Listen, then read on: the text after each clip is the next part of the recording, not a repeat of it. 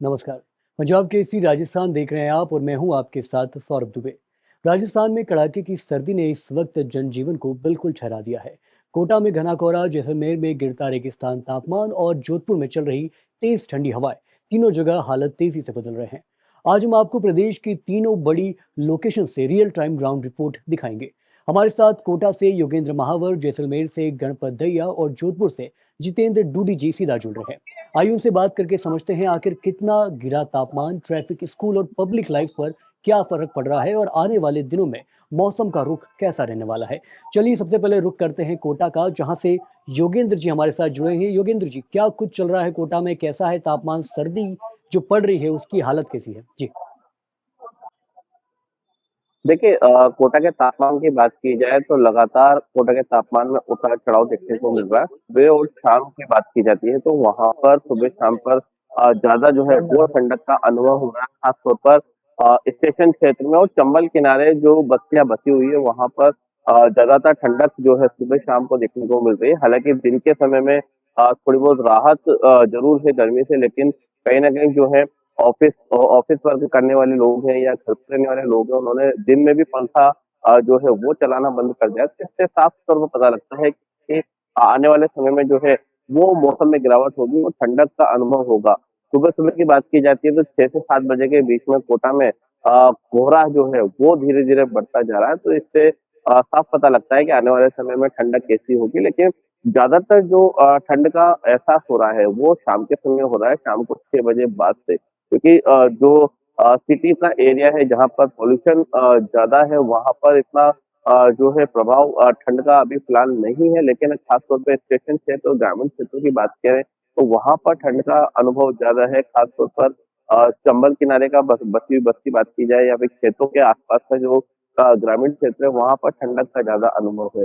अभी से कंबल जो है वो निकल गए हैं और स्वेटर्स जैकेट वगैरह निकल गए हैं जो लंबे रूट पर जाते हैं या फिर जो अ, ऑफिस वर्क करते हैं, रात के समय देर रात तक घर पे पहुंचते हैं, तो वो अपने साथ में स्वेटर, जर्किन, हाथ के ग्लव्स वगैरह व माथे का टोपा जो है वो लेकर साथ में चलना, ताकि उनको किसी भी तरह की कोई समस्या ना हो, किसी भी तरह की कोई बीमारी ना हो ठंड से, क्योंकि वायरल जो है वो भी लगातार मौसम परिवर्तन के साथ कोटा में देखने को मिल रहा है। तो इससे खास तौर पर असर जो है वो इंसान के शरीर पर ज्यादा पड़ रहा है। खासतौर पर सर्दी जुकाम की जो शिकायतें हैं वो ज्यादातर देखने को मिल रही है। तो निश्चित तौर पर ठंड का अनुभव अभी से ही होने लगा है और जिस तरह से बीच में अचानक से जो बारिश शुरू हुई थी उसका भी एहसास, उसका भी जो असर है वो अब देखने को मिला है। तो निश्चित तौर पर आने वाले समय में अभी नवंबर का आखिरी सप्ताह जो है वो आने वाला है। इसके अलावा दिसंबर पूरा बाकी है, तो दिसंबर में जो है ठंड जो है वो अपना प्रचंड रूप धारण कर सकती है, ऐसा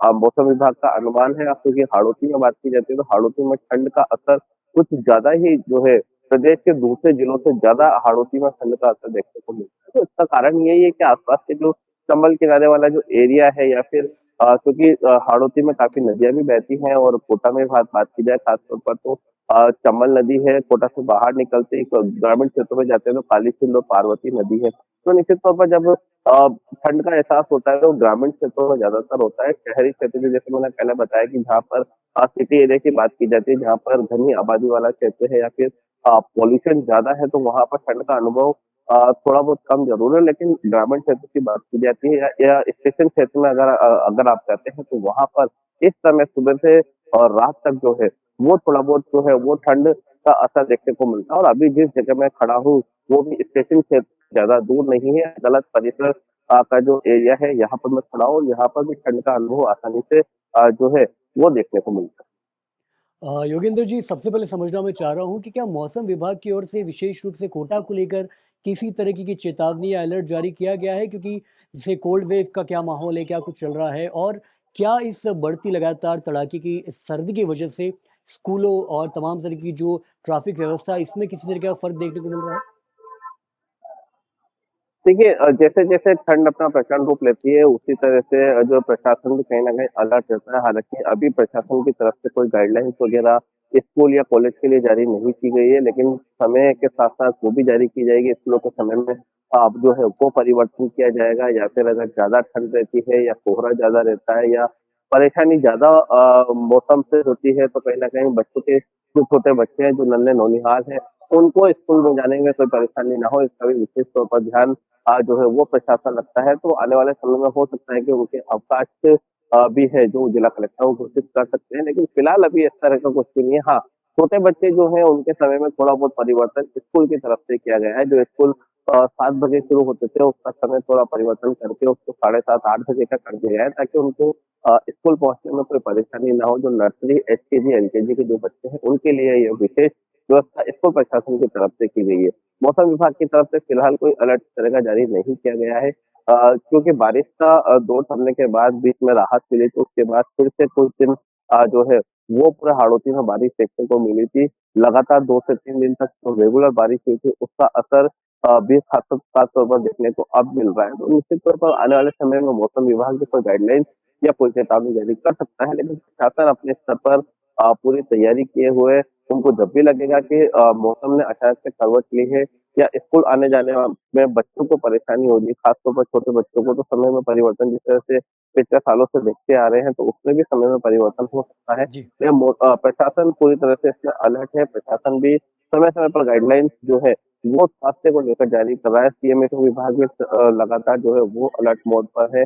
किसी भी जो मौसम परिवर्तन के साथ अगर कोई वायरल फैलता है या सर्दी-जुकाम की शिकायत होती है, तो अस्पताल जो प्रशासन है वो भी अलर्ट है। मरीजों को किसी भी तरह की कोई परेशानी अस्पताल में उपचार करवाने में ना आए, इसका भी विशेष तौर पर ध्यान रखा गया है। अलग से बिल्कुल। जो है वो वार्डों की व्यवस्था की गई है, ताकि वहाँ पर जो डॉक्टर हैं वो समय-समय पर मरीजों का उपचार कर सकें, जो दवाइयाँ हैं बिल्कुल, वो बेहतर बिल्कुल तरीके योगेंद्र से जी। मरीजों को न मिल सिर्फ सकें। प्रशासनिक तौर पर बल्कि व्यक्तिगत रूप से भी सावधानी, सतर्कता काफ़ी ज़्यादा ज़रूरी है इस ठंड से बचने के लिए।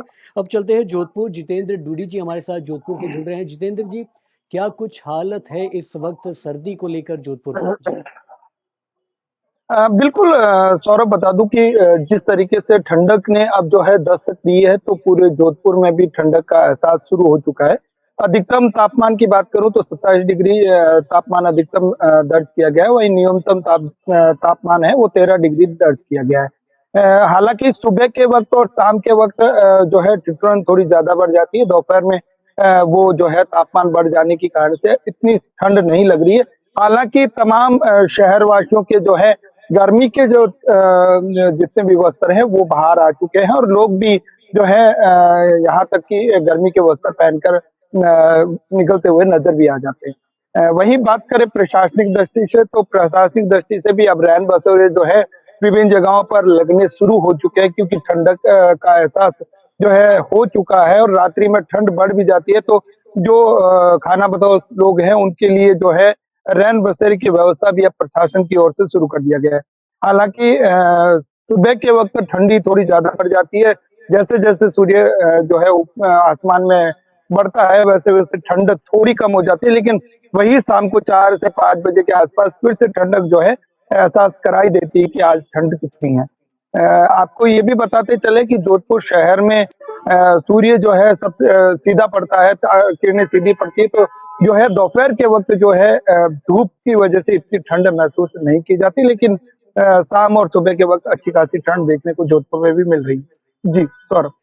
जी, बहुत-बहुत शुक्रिया जितेंद्र जी, आपने तमाम सारी जानकारियाँ दी और हमारे साथ अब जैसलमेर से गणपत जी जुड़ रहे हैं। गणपत जी बहुत-बहुत शुक्रिया, आप लगातार जैसलमेर से जुड़ी तमाम सारी खबरें तो लगातार देते रहते हैं, लेकिन इस वक़्त का सवाल ये है कि पर्यटन पे क्या कुछ प्रभाव पड़ रहा है और जैसलमेर की सर्दी के जो आलम है वो क्या है? जी। हाँ जी, बिल्कुल सौरभ, बात करें अगर सीमावर्ती जिले जैसलमेर की तो ये रेतीला इलाका है। चारों तरफ जो है जैसलमेर रेत के टीलों से घिरा हुआ है और कहते हैं कि रेत का जो रेशियो होता है वो ये है कि रेत बहुत ज़्यादा जल्दी ठंडी हो जाती है और बहुत ज़्यादा जल्दी ही गर्म हो जाती है। तो इन दिनों जो बॉर्डर इलाका है, रेतीला इलाका जहाँ पर हमारे बीएसएफ के प्रहरी जो है 24 घंटे अपनी अनाफरी कर रहे हैं, तो कहीं न कहीं उनको इस ठंड में काफ़ी परेशानी का सामना करना पड़ता है। हालाँकि अभी तक जो है वो सुबह और शाम की ठंड पड़ रही है, दिन को जो है वो गर्मी का एहसास होता है। शायद इसी वजह से सौरभ मैं आपको बता दूँ कि जैसलमेर की ओपीडी जो है वो 1500 के पार हो गई, जो कि एक सुखद खबर नहीं है, एक चिंताजनक बात है कि जो आम तौर पर 300 से 400 या 500 रहने वाली ओपीडी अब 1500 से पार पहुँच चुकी, जो कि सर्दी है, खाँसी है, फिर जुकाम, बुखार और श्वास लेने में जो तकलीफ होती है उसके मरीज एकाएक बढ़ गए, क्योंकि ये अदृश्य जो ठंड पड़ रही है, क्योंकि लोगों को इतनी ठंड का एहसास नहीं होता, तो कई बार जो है उन्हीं वस्त्रों के बिना बाहर निकल जाते हैं, उससे वो ठंड की चपेट में आ जाते हैं। इसकी वजह से जो जैसलमेर में इस बार जो ओपीडी का जो ग्राफ बढ़ा है, वो अचानक उससे कहीं न कहीं जो है वो चिंता की लकीरें आ गई है प्रशासन के भी। उसके अलावा पर्यटन की बात करें तो जैसलमेर में जैसे-जैसे ठंड जो दस्तक देती है, वैसे-वैसे जो है पर्यटन का भी पारा चढ़ता है। जैसे-जैसे ठंड बढ़ेगी, वैसे-वैसे पर्यटकों में इज़ाफ़ा होगा, तो पर्यटक कहीं न कहीं इस ठंड का लुत्फ़ उठाने आते हैं, और इस गुलाबी ठंडक ने जो दस्तक दे दी है, उतना व्यवसायी है जो कहीं न कहीं उनके चेहरे खिले हुए नज़र आ रहे हैं, क्योंकि जैसे ज़्यादा ठंड बढ़ेगी, वैसे-वैसे पर्यटन का ग्राफ बढ़ेगा। जी, सौरभ। जी, बहुत-बहुत शुक्रिया गणपत जी।